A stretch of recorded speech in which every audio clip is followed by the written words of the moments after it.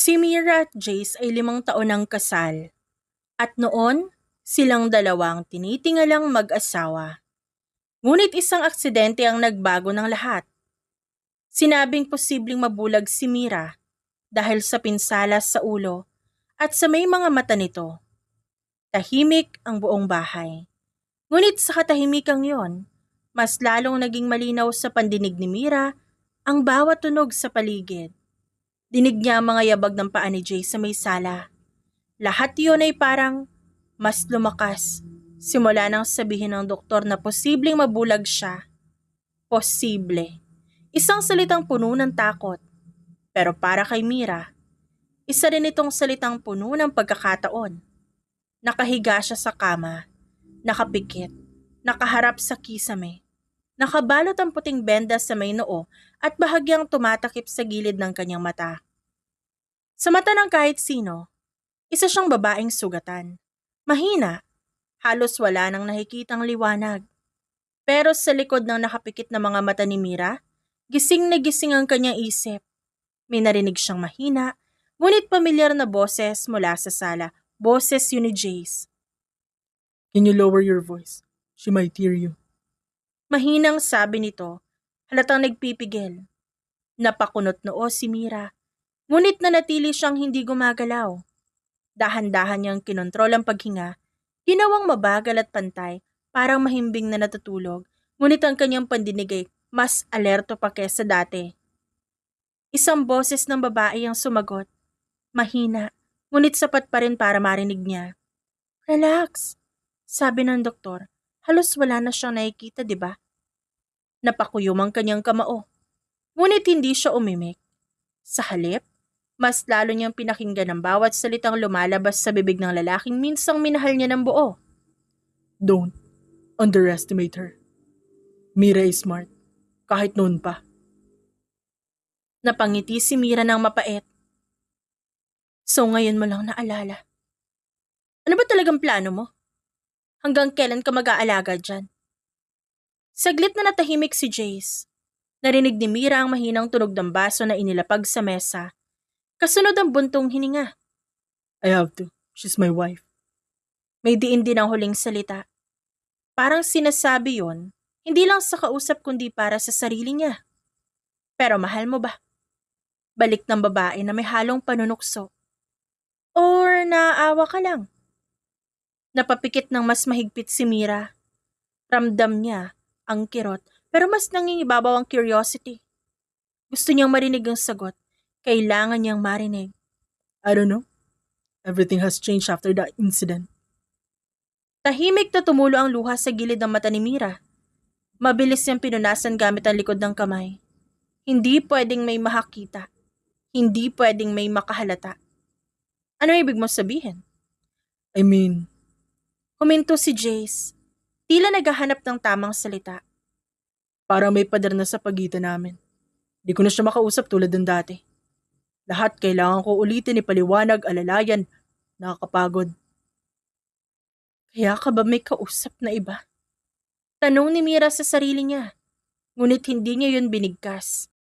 Then, why not leave? Diretsahang tanong ng babae. Nanlaki ang mga mata ni Mira sa likod ng kanyang nakapikit na talukap. I can't. Not now. Because? Because people are watching. Her family, our friends, and... Anyway, because she needs me. Tahimik ulit. Sa katahimikan, mas lalong lumakas ang tibok ng puso ni Mira. So, anong tawag mo sa akin? Tanong ng babae, sa mas mababang boses at mas seryoso. Side girl? Side chick? Hindi agad sumagot si Jace. Narinig ni Mira ang paglalakad dito palapit sa bintana. Ang marahang paghila ng kortina. I told you, this is complicated. Everything is complicated kapag ayaw mong pumili. I'm not asking you to choose now. I'm just asking kung ano ba talaga ako sa buhay mo. Sagot ng babae at halatang may hinanakit. Saglit na natahimik ang buong sala. Si Mira naman ay parang napako sa kama. Hawak ang kumot. You're someone I care about. But right now, Mira comes first. Napahagat labi si Mira. Fine, but don't expect me to wait forever. I know. Just give me time. Sagot ni Jace. Narinig ni Mira ang mahinang tunog ng tawag na pinatay. Sumunod ang mabibigat na hakbang papunta sa kusina at ang pag-agos ng tubig mula sa gripo. Dahan-dahang huminga si Mira. Sumibabae nga siya. At akala nila wala akong naririnig. Wala akong nakikita. Ngunit mali sila. Maya-maya naramdaman ni Mira ang paglapit ni Jay sa kwarto. Agad siyang bumalik sa kanyang posisyon. Nakapikit. Tila walang kamalay-malay. Nang bumukas ang pinto, naramdaman niya ang presensya nito sa tabi ng kama. Mira? Mira, are you awake?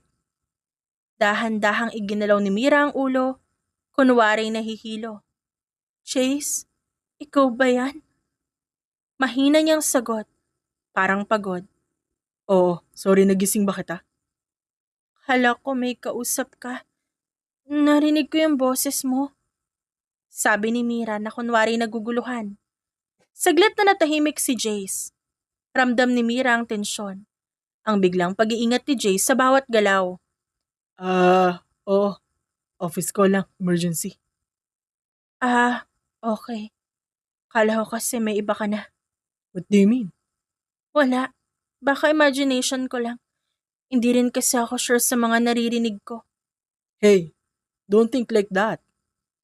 Mahigpit ang hawak ni Mira sa kamay nito. Ngunit sa loob-loob niya, may desisyon ang nabuo.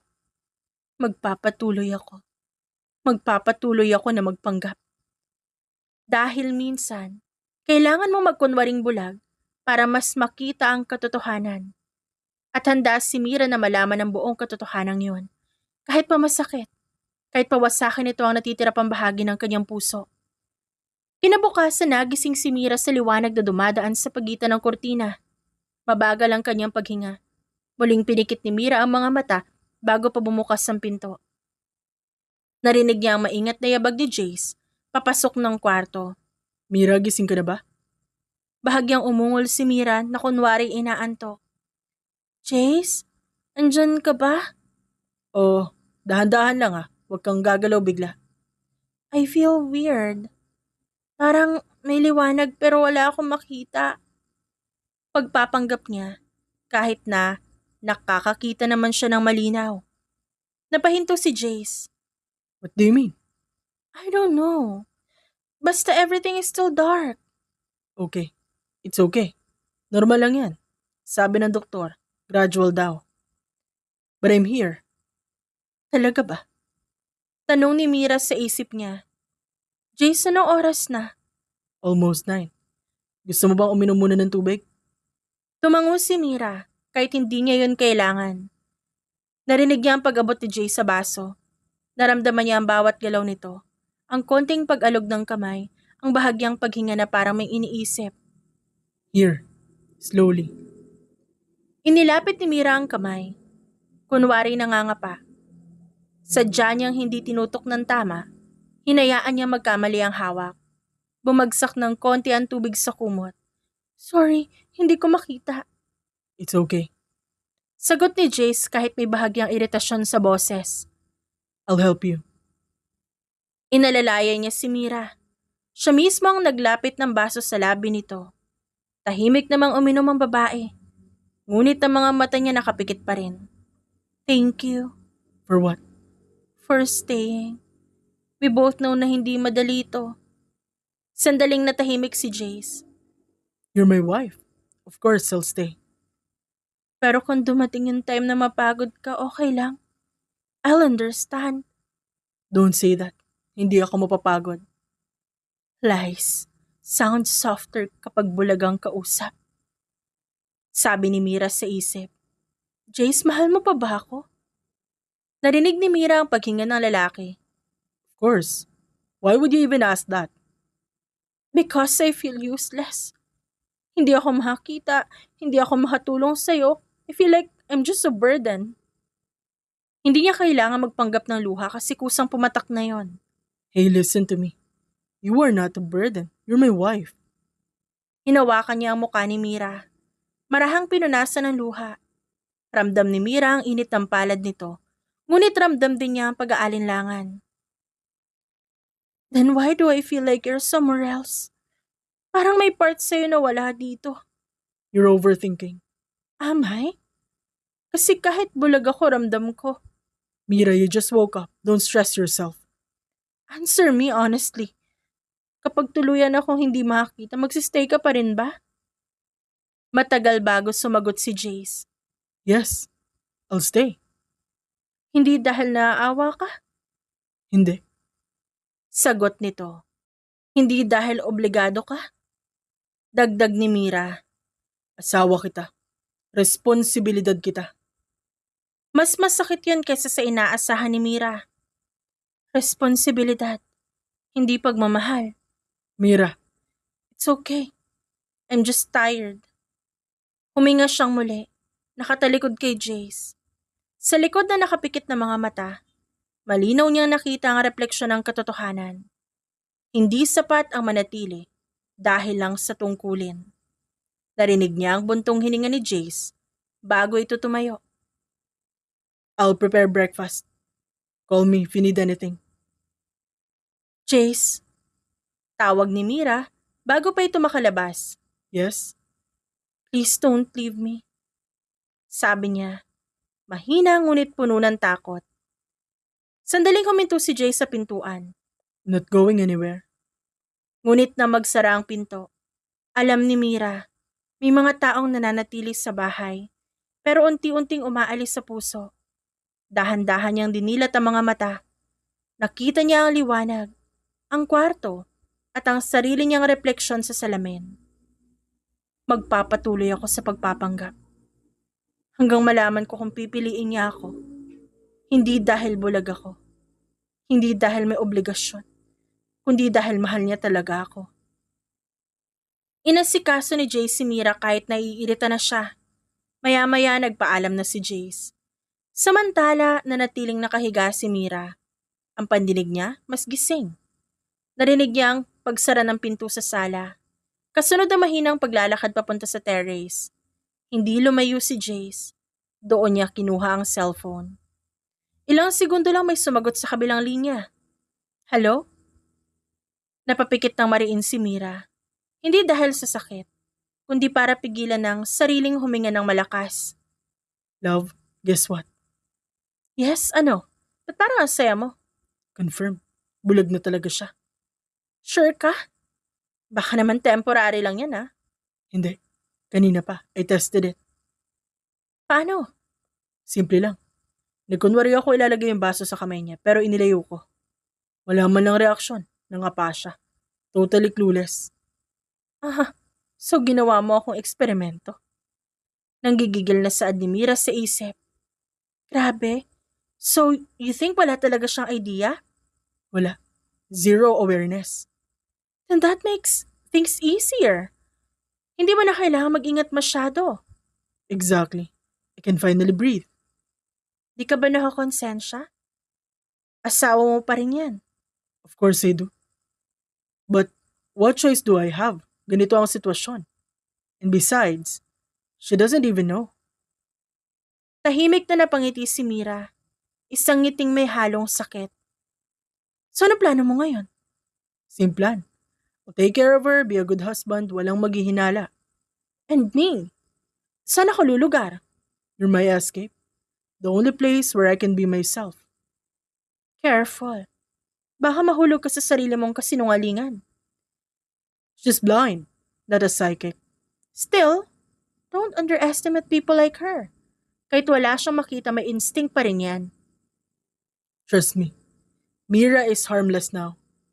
Grabe ka, para namang hindi mo siya minahal dati. Minahal ko. But past tense na yun. Everything happened in the past. So, kailan tayo magkikita ulit? Tanong ng babae. Soon. Mas madali na ngayon. Hindi niya mapapansin kung gabi akong umuwi. Wow, so may advantage pa pala. Don't say it like that. It's just reality. Okay, just don't forget, ayoko maging secret forever. I know. Just give me time. Time, lagi na lang time. Please. I'm handling everything. Narinig ni Mira ang mahinang buntong hininga ng babae. Fine. I trust you. Matapos ang ilang paalam na putol ang tawag, nanatiling nakatayo si Jay sa terrace. Nakangiti, parang nabunutan ng tinik. Para sa kanya, kontrolado niya ang sitwasyon. Para sa kanya, ligtas na ang lihim niya. Sa loob ng kwarto, dahan-dahang dumilat si Mira. Nakita niya ang pinto, ang liwanag sa labas, at ang aninong gumagalaw. Si Jace, masayang masaya, walang kaalam-alam. Tahimik na pumatak ang luha sa pisngi ni Mira ngunit walang hikbi. Maya-maya bumalik si Jace sa loob ng bahay. Agad na pumikit si Mira at nagkunwaring mahimbing na natutulog. Mira? Andyan ka pa pala? Oo, just checking. Sorry, hindi ko alam na umalis ka. Okay lang. Rest ka lang. Tumango si Mira, kahit di naman niya kailangan makita ang kilos na yon. Kinabukasan, maaga pa lang, banayad ang sikat ng araw na pumapasok sa kwarto. Ngunit si Mira ay nakapikit pa rin, sanay na sa papel na ginagampanan niya.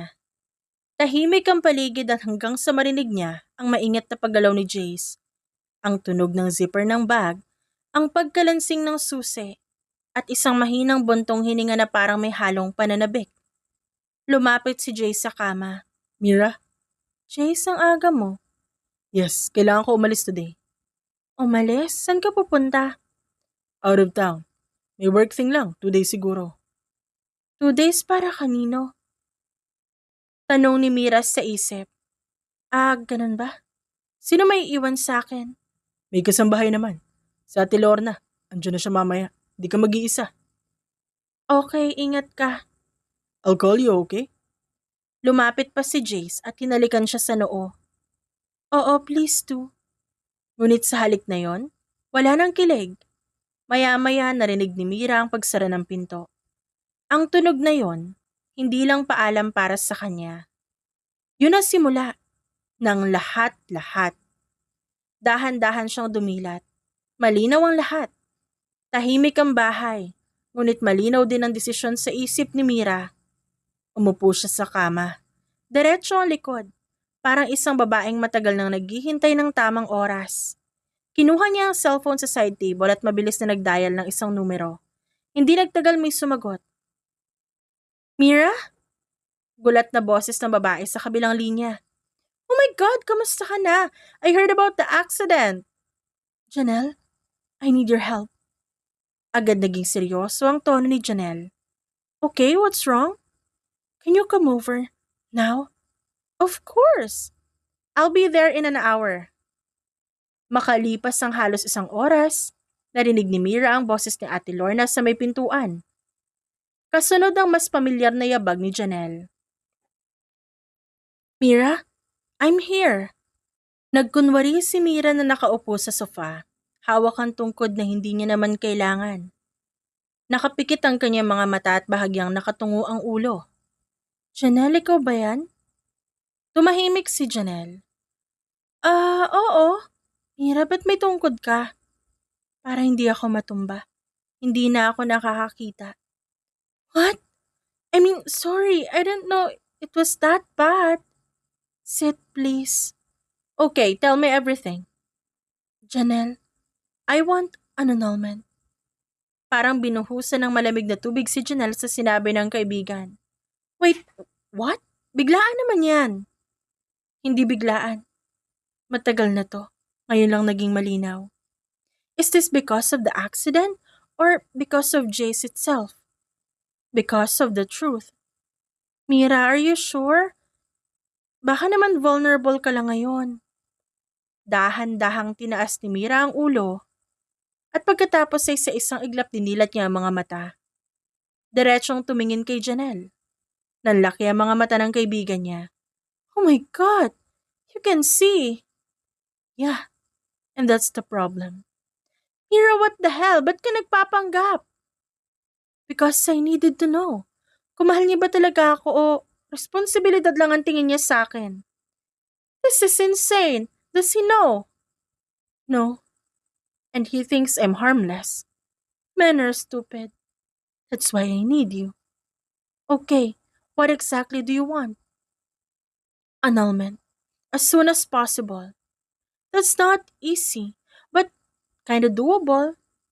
What are the grounds? Psychological incapacity? I have enough proof. Conversation patterns, neglect, infidelity. You've really thought this through, you know? Hindi pa tapos. I want all joint accounts transferred to my name. Excuse me? You mean all? Yes, lahat. Before he notices. Mira, that's bold. I learned from him how to move quietly. Okay, okay. I'll prepare the documents, but you need to be careful, ha? I am careful. I've been blind long enough. You know, if he finds out, he won't, because he only sees what's convenient. All right. I'll handle everything discreetly. Thank you. And Janelle? Yes? Let him think I'm still blind. For now. Napangiti si Janelle. This time may halong paghanga. Remind me, never to be on your bad side, ha? Bahagyang natawa si Mira. At sa larong ito ng katotohanan at kasinungalingan, handa na siyang tapusin ang laban. Namulat ang mga mata. Samantala sa isang hotel na malayo sa bahay na iniwan, nakatayo si Jay sa harap ng salamin. Inaayos niya ang polo, may kumatok sa pinto. Open it. Pagbukas ng pinto, bumungad si Stacy na nakangiti. Wow, you still look the same. Ikaw din, hindi ka nagbago. Liar. Mas confident ka na ngayon ah. Or maybe mas magaling ka lang magtago. I didn't expect you'd come. You invited me. Sabi mo coffee lang. Catching up. Yeah, just coffee. Umupo si Stacy sa sofa. Inilapag ang bag. So, how's married life? Okay naman. At sa araw na yon, gumawa na naman silang dalawa ng kasalanan. Wala man lang guilt sa katawan. Habang lumilipas sa mga araw, may mga bagay na hindi na kailangang makita para maramdaman. Para kay Mira, sapat na ang tunog ng pagbukas ng pinto sa gabi. Ang amoy ng pabangong hindi kanya at ang boses ni Jace na palaging nagmamadali. Mira, late na naman ako. Madalas na sabi ni Jace at pilit ang pagiging kaswal. Okay. Sagot ni Mira na kalmado, nakapikit, parang walang pakialam. Napansin niyang mas madalas nang umuuwi si Jace na pagod. Hindi sa trabaho kundi sa pagtatago. May mga gabing nasa sala ito, nakatalikod sa kanya. Minsan, nakikipag-usap pa sa telepono. Sa mahinang paraan. Later. I'll call you when I'm alone. Tahimik lang si Mira at kunwari tulog. Ngunit bawat salita malinaw na malinaw. Lumipas sa mga araw, sweet pa rin si Jace kay Mira. Pero walang kaalam-alam si Jace na planado na lahat ni Mira na siya naghihintay lang ng tamang pagkakataon para ma-expose ang kababuyan at panloloko ni Jace sa kanya. Hanggang isang gabi, habang tahimik ang buong bahay, nakahiga si Mira sa kama nila ni Jace. Nakatagilid, yakap ang unan. Nakapikit ang kanyang mga mata na parang sanay na sanay sa pagganap bilang isang babaeng bulag. Narinig niya ang pagbukas ng pinto. Napamura siya sa isipan. Gabi na naman ito umuwi.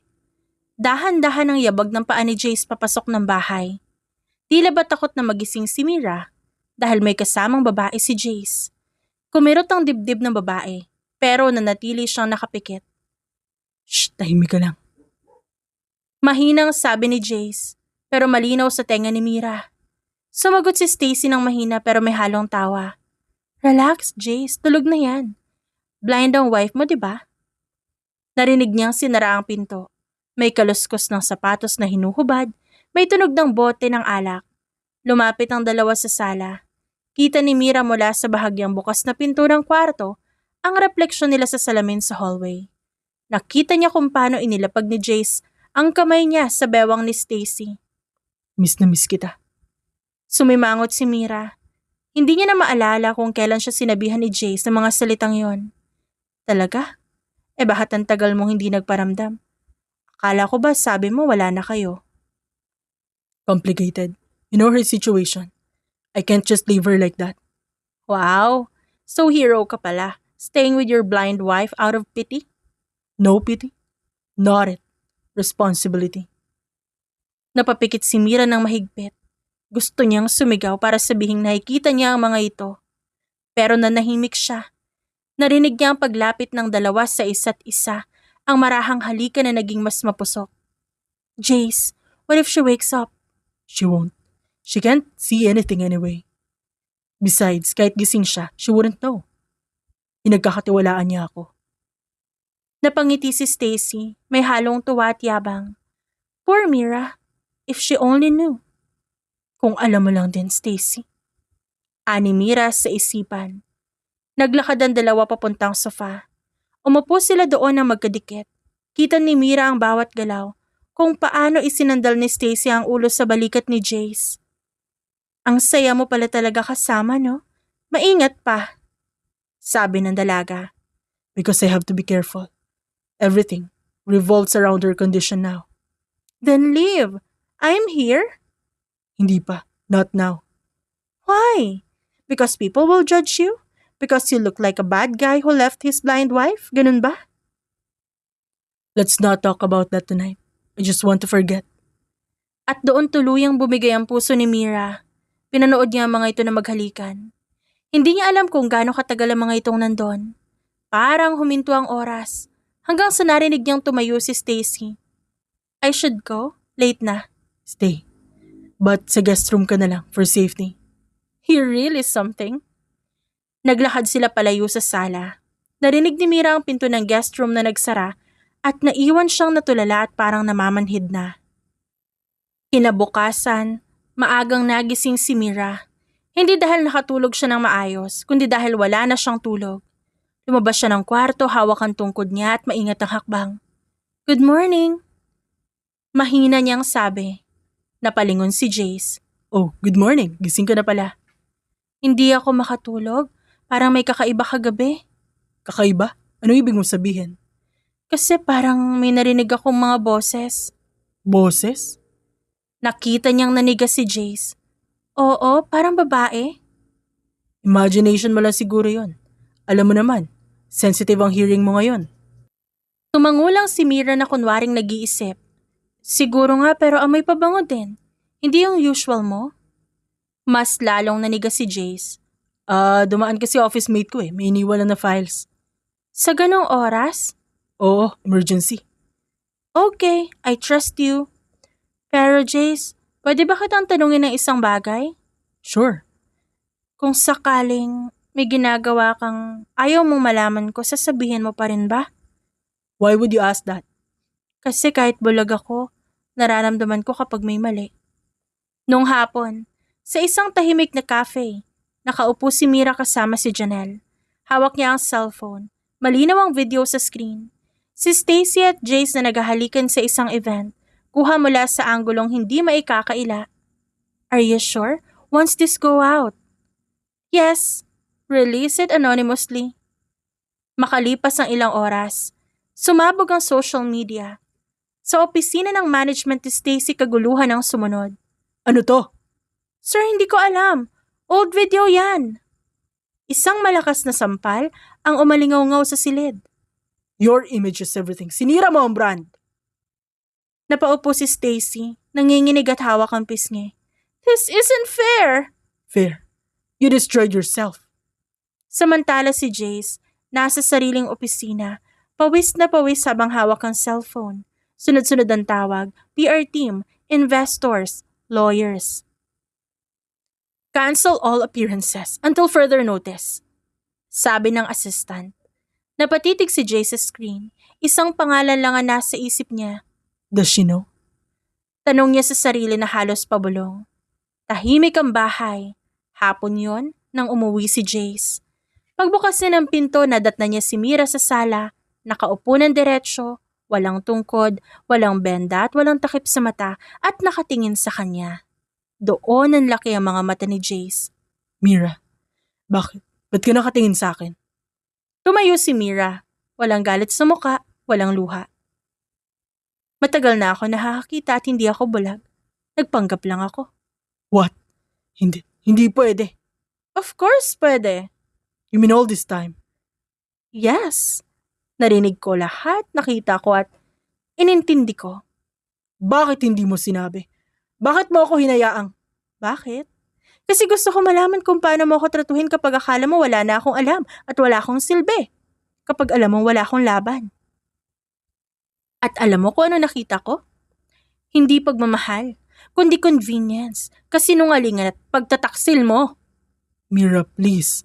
I can explain everything. It wasn't planned. Stacy just... Umalingaw-ngawang sampal sa buong sala. That is for every night na umuwi kang may kasamang kasinungalingan. Isang sampal pa muli ang pumuno sa loob ng silid.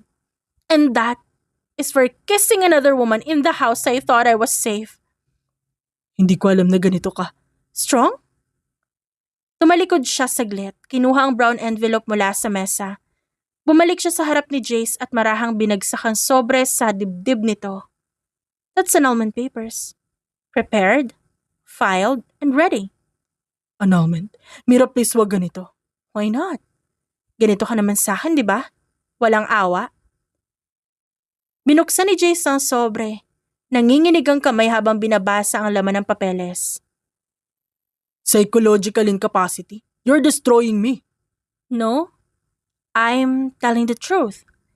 Ikaw ang sumira sa sarili mo. Mira, mahal kita. Nagkamali lang ako. You don't throw away 5 years for one mistake. One mistake. You don't accidentally lie every day. You don't accidentally bring another woman into our home. At higit sa lahat, you don't accidentally celebrate the fact na bulag na ang asawa mo. Narinig mo yun? Every single word. Tawang-tawa ka pa. I signed everything already. Lahat ng joint accounts na ilipat na legally. You planned this. Of course, yes. Just like how you planned to keep me in the dark. Please. I'll change. I'll cut her off. I'll do anything. Too late. You already showed me who you really are when you thought I couldn't see anymore. Ngayon pumirma ka. I can't. Lumapit si Mira at kinuha ang kamay niya. Marahang ipinatong ang ballpen sa pagitan ng mga daliri nito. Let me remind you. You lost me the moment you felt relieved that I was blind. Pagkatapos tumayo si Mira. I'm leaving tonight. Saan ka pupunta? Somewhere I don't have to pretend. And by the way, I never destroyed Stacy's career. What? She did. I just turned on the light. Isinara ni Mira ang pinto ng walang luha, walang sigaw, at naiwan si Jace, hawak ang mga papeles, nang hihina dahil siya ang naloko. Lumipas ang ilang linggo matapos ang annulment. Tahimik na ang buhay ni Mira. Hindi dahil wala ng ingay, kundi dahil wala na siyang kailangang pakinggan. Nakalipat na siya ng apartment. Walang alaala ni Jace, walang anino ng kasinungalingan. Hapon yon ang papalabas siya ng building. Suot ang simpleng damit. Hawak ang bag, diretso ang lakad, at hindi niya napansin ang lalaking nakatayo sa gilid ng kalsada hanggang sa marinig niya ang boses nito. Mira. Tumigil siya, hindi dahil sa kaba, kundi dahil sa pamilyar na tunog na isang boses na minsan niyang minahal, pero ngayon wala nang saysay. Dahan-dahan siyang lumingon. Nakita niya si Jace na payat na, halatang ilang gabi nang walang tulog. Mira, please, can we talk? I am busy. 5 minutes lang. Please, luluhod ako kung kinakailangan. May mga taong dumaraan, may mga matang nagsisimulang tumingin. Ngunit hindi umatras si Jace, tuloy-tuloy lang siya. Mira, I messed up. I lost everything. You, my reputation, my peace. Not my problem. I'm begging you. Give me another chance. I swear, I'll do everything this time right. Stand up. You're embarrassing yourself. I don't care, as long as you listen. I already did. For years. Alam kong galit ka. I deserve it, pero mahal kita. Mahal? Hindi mo nga alam ang salitang yan. Mira. Stop! You lost the right to say my name the moment you signed those papers. Mira. May isang babae ang biglang lumapit sa likuran ni Jace. Mira! Si Stacy. Suot ang sunglasses. Ang boses nito'y puno ng pagyayabang. Ngunit ngayon may bahid ng galit at inggit. Ngunit hindi nito kayang itago ang bakas ng stress sa muka. Pagangat ng salamin, malinaw ang pamumula ng mga mata nito. So this is where you're hiding. Playing strong, huh? Hindi agad sumagot si Mira. Tinitigan lang niya si Stacy mula ulo hanggang paa, parang isang bagay na matagal niya nang nalampasan. What do you want? An apology? For what? For exposing who you really are? You ruined my life! My contracts, my name, lahat! Humakbang si Jay sa pagitan nila. Please stop. This is all my fault. Oh, come on! Don't act like a hero now. You're late. Sagot ni Mira at tumalikod kay Jace. Humakbang si Stacy palapit kay Mira. You think you won? You think you're better than me? Sa isang iglap umalingaw-ngaw ang sampal sa buong kalsada. Natanggal ang sunglasses ni Stacy at bumagsak sa semento. Nagulat ang mga tao sa paligid, may napahinto at may naglabas ng phone. Huwag mo akong kausapin ng ganyan. Dahil dapat ka lang mahiya. You? Muling sinampal ni Mira si Stacy. For every insult, for every moment you enjoyed stealing someone else's husband. Let go of me! Look at you. This is the woman you chose over your wife? Naupo si Jay sa bangketa. Stop, Mira, please. You wanted attention, right? Here it is. Binitawan niya si Stacy at tinulak palayo. Natumbay ito sa harapan ng maraming tao. Shameless. A fair partner ka na nga. Ikaw pa may lakas ng loob na magdemanda apology. Tumayo si Stacy, nanginginig sa galit at hiya. You think this makes you powerful? No? Freedom does. Humarap si Mira kay Jay sa huling pagkakataon. This is the last time. Don't come near me again. Don't call. Don't beg. Mira, I can't live without you. Then learn. Because I learned to live life without you. Tumalikod siya at naglakad palayo. Sa likuran niya naririnig niya ang iyak ni Jace at ang galit na hikbi ni Stacy. Ngunit para kay Mira, ang mga tunog na yun ay wala ng kahulugan. Lumipas sa mga taon at tuluyan ng naghilom si Mira. May mga naaalala siya na nananatili pero hindi na masakit. Si Mira ay hindi na ang babaeng kailangang magpanggap para mabuhay. Isa na siyang matagumpay na negosyante, tahimik ngunit respetado sa industriya. Isang hapon, nasa isang charity business forum si Mira. Simple ang suot niya, blazer, slacks, walang alahas, na kailangang magpasikat. Habang nakikinig siya sa speaker, may isang lalaking umupo sa tabi niya. Excuse me, is this seat taken? Not really. You can sit. Thank you. I'm Zeus. Mira. So, are you here for business or for the free coffee? Both? Ikaw? Same. But mostly I'm here to listen. I like learning from people who actually survived business wars. Survived? Yeah? Anyone can start a business. Not everyone survives betrayal, failure, and pressure. Bahagyang tumahimik si Mira. You sound like someone who's been there. Been there? Learned? Move forward. Do you mind if I ask? What kind of business you're in? Investments. Mostly startups. I help people build something stable. Then you must be good at spotting who's real and who's pretending. I had to learn that the hard way. The hard way usually teaches best. Pagkatapos ng forum, nagkasabay silang lumabas. Can I buy you a coffee? No hidden meaning, just coffee. Okay, coffee is safe. Nakangiting sagot ni Mira. Naglakad sila na magkatabi, walang tanong tungkol sa past, walang pag-uusisa, at doon nagsimula ang kanilang pagkakaibigan at closeness. Lumipas ang ilang buwan, palaging nariyan si Zeus sa tabi ni Mira. Isang gabi, nasa rooftop restaurant sila. Can I be honest? Honesty is my favorite language. Manliligaw ako, pero ayoko madaliin ka. Wow, what a very straightforward person. Life's too short for games. I know you're strong, successful, independent. Hindi kita gustong baguhin. Then, what do you want? I want to walk beside you, not ahead, not behind, just beside. Alam mo bang may history na ako na hindi maganda? Everyone does.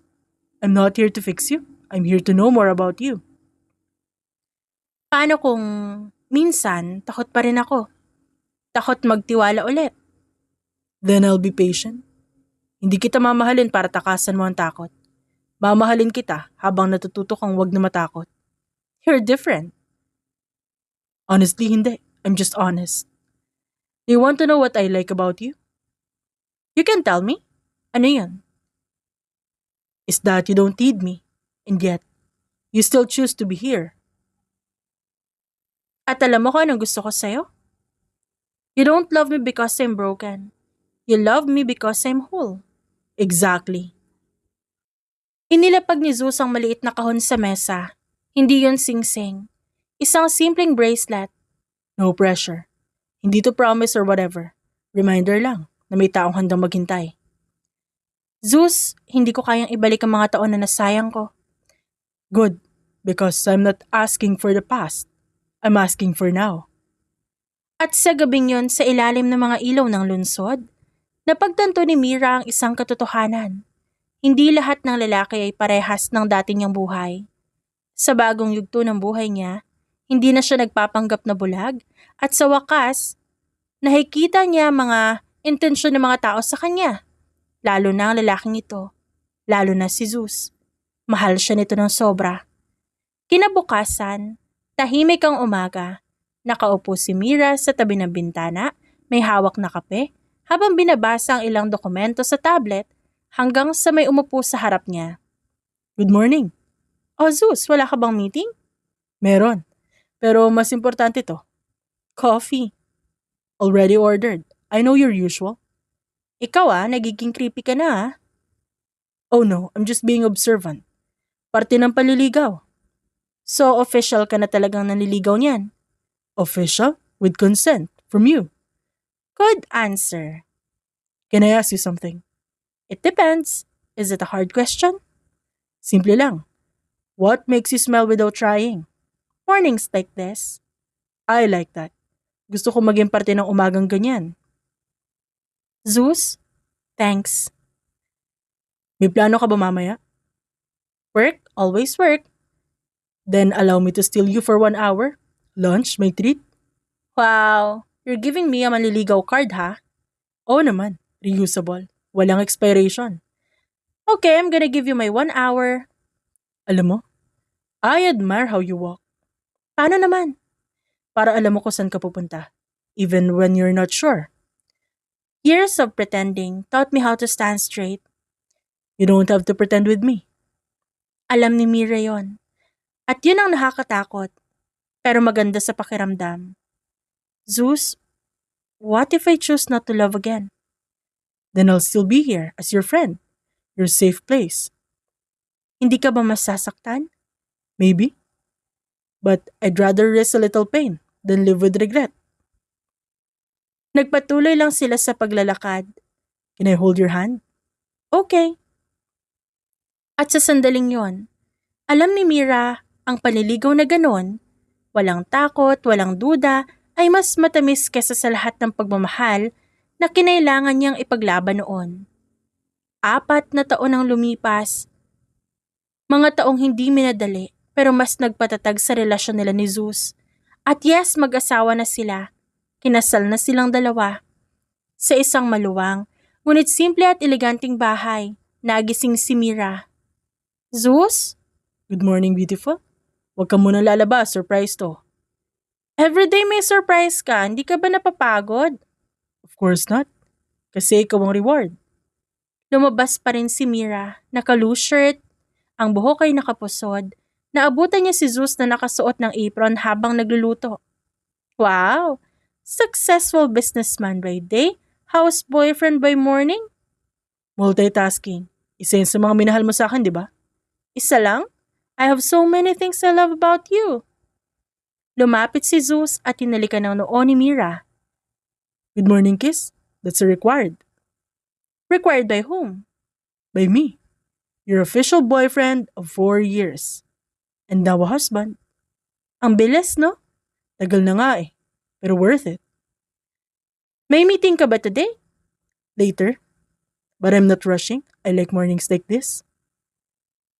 Kinagabihan, nasa rooftop sila ng building ni Mira. Tanawang city lights, isang lugar na minsan ay sumisimbolo ng simula ng kanilang kwento. Naalala mo ba dito tayo una nag-usap ng matagal? Oo, kinabahan pa nga ako nun eh. Ikaw kakabahan? Of course. You were strong, independent. Ayoko masira ang chance. You did not.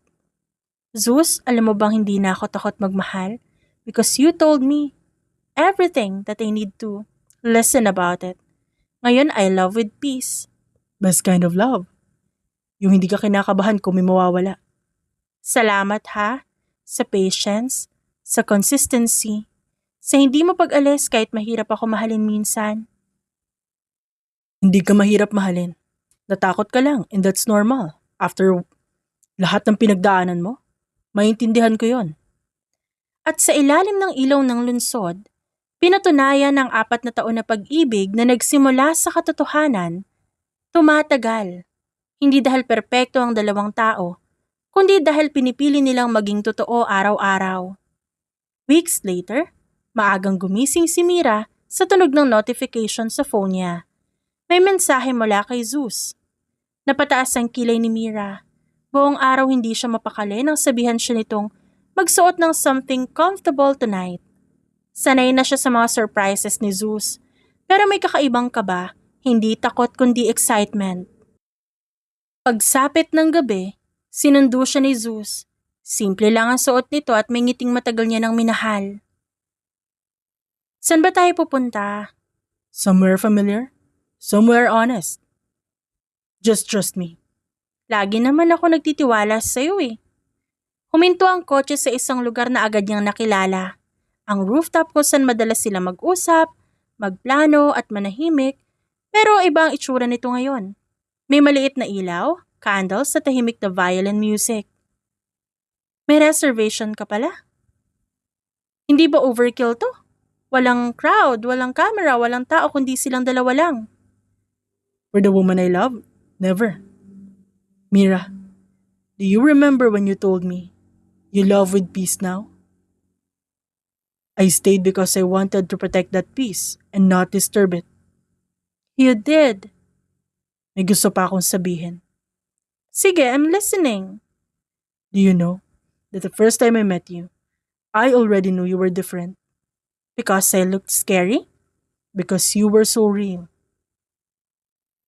I loved you slowly, on purpose, kasi ayoko masaktan ka ulit. Mira, I saw you at your strongest. I saw you when you doubted. I saw you choose yourself, and I fell in love deeper every time. I know I married you already, but I wanted to marry you again. This time sa church na. Not to complete me, but to walk with me every day, every version of us. Do you know how long I waited to hear that kind of question?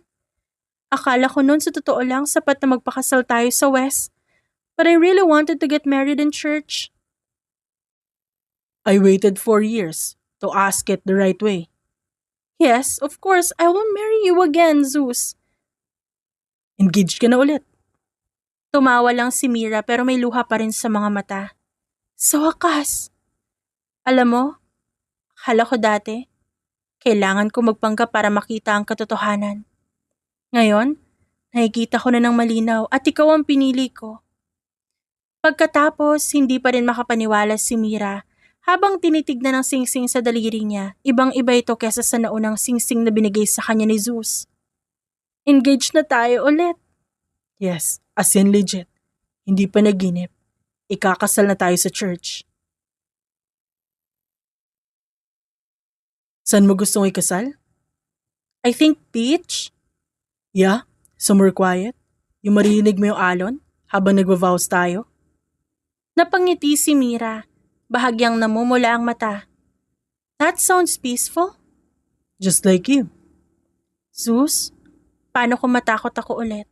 Paano kung may araw na magduda ako? Humawak si Zeus sa kamay niya. Mahigpit pero banayad.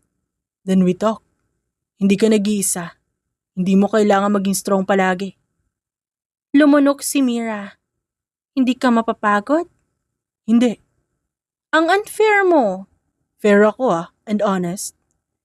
Sabi ko sa sarili ko noon, kung magmamahal ulit ako dapat malinaw at walang sikreto. Then we're doing it right. Let's go home, fiancé. Wow, fiancé. And thank you for choosing me. Magkahawak kamay silang umalis sa rooftop. Dala ang bagong pangarap na unti-unti nang nagiging totoo.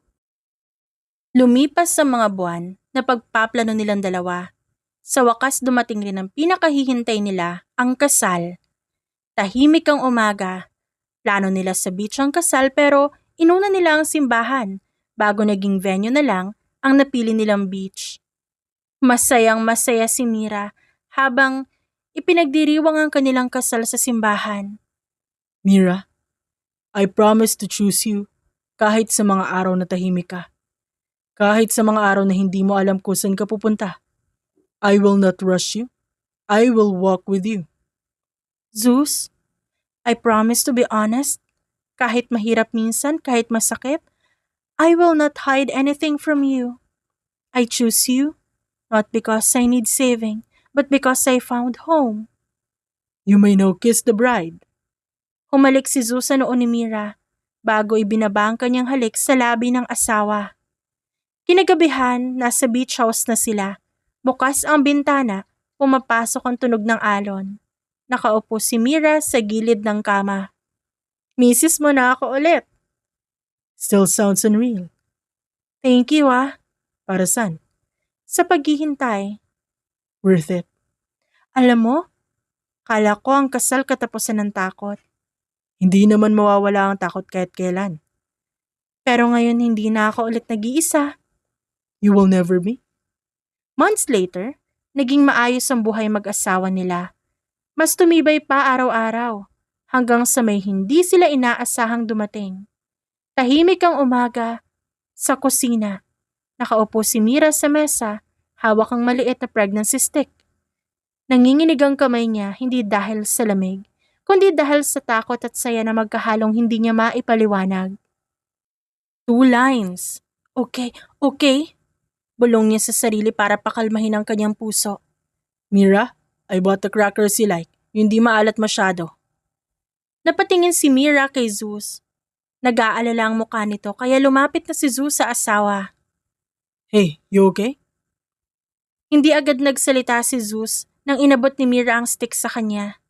Wait, is this I think I'm pregnant. pregnant? As in we're going to be parents. Biglang tumayo si Zeus at lumapit. Hindi siya agad nagsalita. Hinawakan lang niya ang mukha ni Mira. Parang tinitiyak na totoo ang lahat. Hey, you're crying? Ikaw din naman. Okay, we can do this. Zeus, what if... No. Walang what if today. Today we breathe, tomorrow we plan. Hinawakan niya ang tiyan ni Mira na parang natatakot pang hawakan. Hi, I'm your dad. You're not scared. I'm terrified, but happy. As in very, very happy. Hinalikan niya ang noo ni Mira. You don't have to be strong as always. I got you. Sa mga sumunod na araw umuulan sa labas. Nakatayo si Zeus sa kusina, nagluluto ng lugaw. May maliit na notebook sa tabi niya na may nakasulat na Mira's cravings at bawal list. Sulat kamay niya lahat. Love, gusto mo ba ng kalamansi o plain lang? Plain lang muna. My stomach is weird today. Copy, plain it is. Lumapit siya dala ang mangkok. Umupo sa tabi ni Mira at inabot ang kutsara. Zeus, kaya ko namang mag-isa eh. I know, but let me. Masarap. Talaga, hindi ba kulang sa asin? No, it's perfect. Okay, noted. Maya-maya, hinaplos ni Zeus ang likod ni Mira. Any pain? Dizziness? Nauseous? Medyo pagod lang. Unemotional. That's valid. Very valid. Alam mo, hindi ko in-expect na ganito ka. Gentle ka pa din. Consistent at hindi nagpapanik.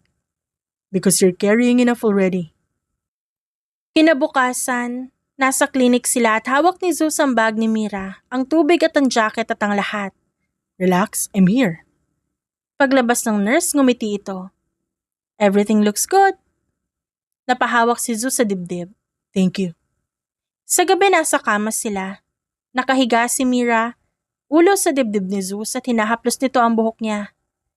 Zeus, paano kung hindi ako maging good mom? You will be. Kasi iniisip mo pa lang yan. Alam ko nag-aalala ka na para sa anak natin. Paano kung magkamali ako? Then we learn together. I promise aalagaan kita. Araw-araw. Hindi lang dahil buntis ka, kundi dahil mahal na mahal kita. Sa gitna ng pagbabago ng katawan ni Mira, isang bagay ang nananatiling malinaw, may kasama siyang haharapin ng lahat. Hanggang sa dumating ang panganganak ni Mira, hawak ni Zeus ang kanyang kamay habang tinutulak ang wheelchair papasok ng delivery room. Zeus, masakit na! I know. I'm here. Look at me. Breathe with me. Sa loob ng delivery room, doon nagsimulang umiris si Mira. Congratulations! It's a baby girl! Sabi ng babaeng doktora. Napahikbi si Mira. Parang nabura lahat ng sakit sa isang segundo. Inilapit nito ang sanggol sa kanya. Oh my God, hi! She's perfect! Yeah, she's perfect just like you. Hinawakan niya ang daliri ng baby. At sa gabing yon, isang bata ang kanyang mamahalin habang buhay. Pagkalipas ng mga taon, tahimik ang hapon. Nakaupo si Mira sa couch, hawak ang libro, habang ang sahig ay naglalaro ang kanilang anak. Si Zeus nasa kusina at nagtitimpla ng juice. Mama, look! Wow, ang galing mo naman. O inom ka muna. Tumingin si Mira sa kanya nang may lambing. Ikaw din, misis ko. Inom ka muna. Wow naman, hanggang ngayon inaalagaan mo pa rin ako? Asawa kita eh. Umupo siya sa tabi ni Mira at pinagmasdan nila ang anak. Naalala mo? Nung akala ko, kailangan ko magpanggap para malaman kung mahal ako. At ngayon? Ngayon alam ko na, hindi ko kailangan magpanggap dahil mahal na mahal mo ko. Hinawakan ni Zeus ang kanyang kamay. Every single day. Sumandal si Mira sa balikat niya habang nakangiti silang dalawa. Masaya sa buhay na meron sila. Ang tunay na pagmamahal, hindi nasusukat sa grand gestures o matitinding pangako, kundi sa pagpili araw-araw. Sa kwento ni Mira at Zeus, natutunan natin na ang pag-ibig hindi dapat pinipilit o tinatago. Hindi kailangan magpanggap para mahalin. Kailangan lang maging totoo. Ang tamang tao, hindi kukumpleto sa'yo dahil kulang ka, kundi sasamahan ka habang buo ka. Sa gitna ng takot, sugat at pagbabago, ang pagmamahal na may respeto, pasensya at katapatan, ang siyang magiging tahanan. The End. At dyan nagtatapos ang ating kwento ngayong araw. Hanggang sa susunod po ulit. So ulitin, paalam!